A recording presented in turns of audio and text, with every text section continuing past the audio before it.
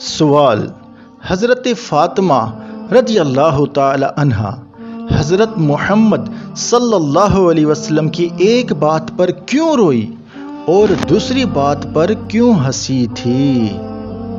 تو اس کا جواب مشکات شریف میں موجود ہے، حدیث نمبر 6138۔ حضرت عائشہ رضی اللہ تعالی عنہا بیان کرتی ہیں کہ ہم نبی کریم صلی اللہ علیہ وسلم کی ازواج مطہرات رضی اللہ تعالی عنہم آپ کی خدمت میں حاضر تھیں۔ حضرت فاطمہ رضی اللہ تعالی عنہا آئیں، وہ رسول اللہ صلی اللہ علیہ وسلم تک پہنچ گئیں۔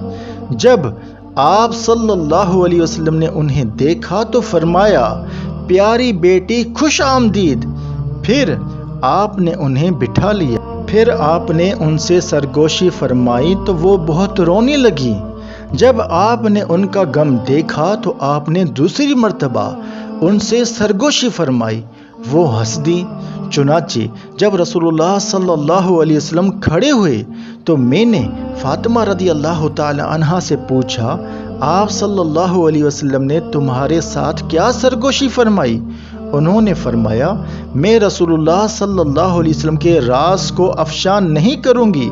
جب آپ صلی اللہ علیہ وسلم وفات پا گئے تو میں نے کہا، میرا آپ پر جو حق ہے اس حوالے سے میں آپ کو قسم دے کر پوچھتی ہوں، کیا آپ مجھے نہیں بتاؤ گی؟ انہوں نے فرمایا، ہاں اب ٹھیک ہے۔ جہاں تک اس سے پہلی سرگوشی کا تعلق ہے تو آپ صلی اللہ علیہ وسلم نے مجھے بتایا کہ جبریل علیہ السلام ہر سال مجھ سے ایک مرتبہ قرآن کا دور کیا کرتے تھے۔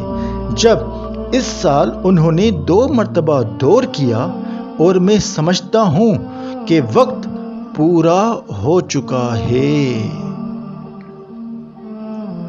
تم اللہ سے ڈرتی رہنا اور صبر کرنا، اور میں تمہارے لیے بہترین کارواں ہوں۔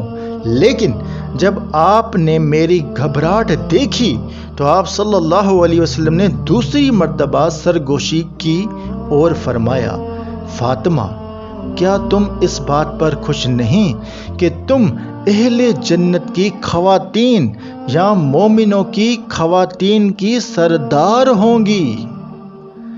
ایک دوسری روایت میں ہے، آپ صلی اللہ علیہ وسلم نے مجھ سے سرگوشی کی تو مجھے بتایا کہ اسی تکلیف میں ان کی روح قبض کی جائے گی، تو میں اس پر رو پڑی۔